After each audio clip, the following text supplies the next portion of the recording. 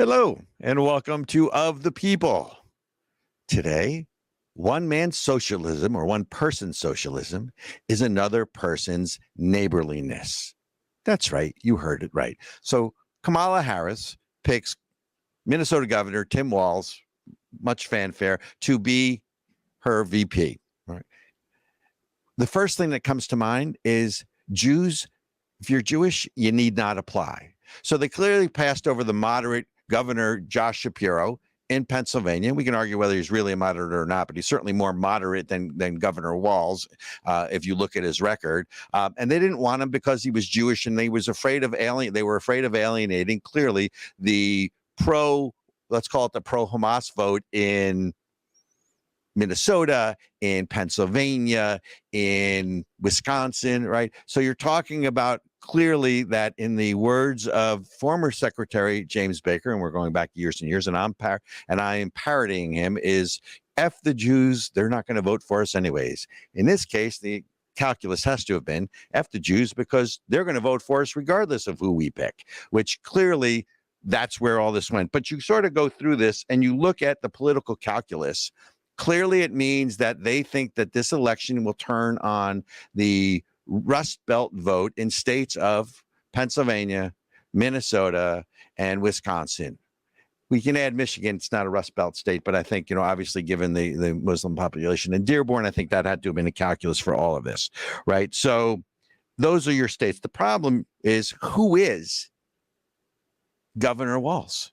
I mean, he's a two-term governor sitting. He's a former congressman. He served in the military, and he's a teacher. And they're going to portray him as this moderate guy. But the truth is, if you look at his record, he is far more progressive and far more extreme than Kamala Harris, if you can believe that. That's a big statement to make. But if you look at his record and you go down this, let's remember during COVID, this was the guy who prevented people from going to their houses of worship to pray to God, but he allowed you to shop in the Mall of America.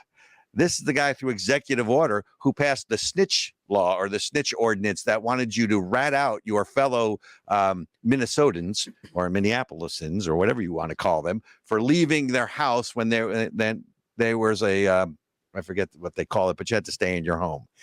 And let's not forget that this is the guy who fanned the flames of the George Floyd Black Lives Matter protesters in 2020 when Minneapolis was burning and he refused to call out the National Guard.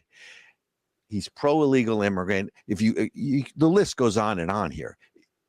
They're going to paint him as a moderate. People look at his record.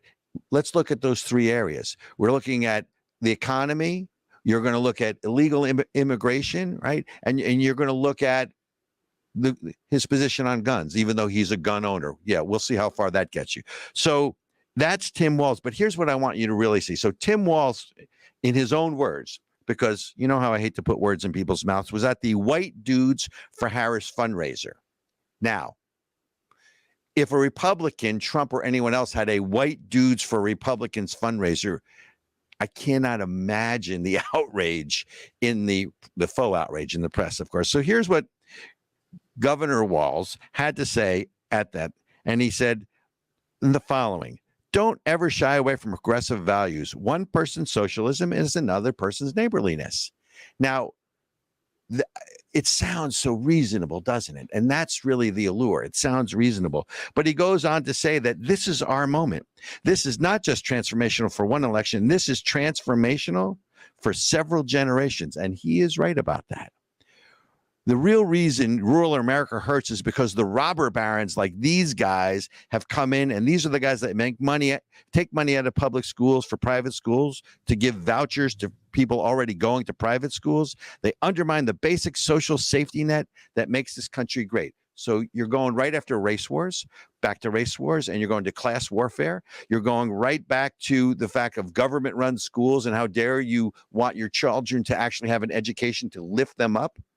So this is the guy that they've nominated to be her running mate. And let's remember that Kamala Harris not only has never won a primary, right? She's now been anointed by the Democratic Party here. So, and Ericka, do me a favor, pull up the picture because this really sums it up. Let's not forget that this is Governor Walz with someone else from the state of Minnesota, Representative Ilhan Omar. So you want to know what you're getting, ladies and gentlemen, in the VP pick? I know a VP pick should do no harm, but they're going for it. They didn't pick a moderate.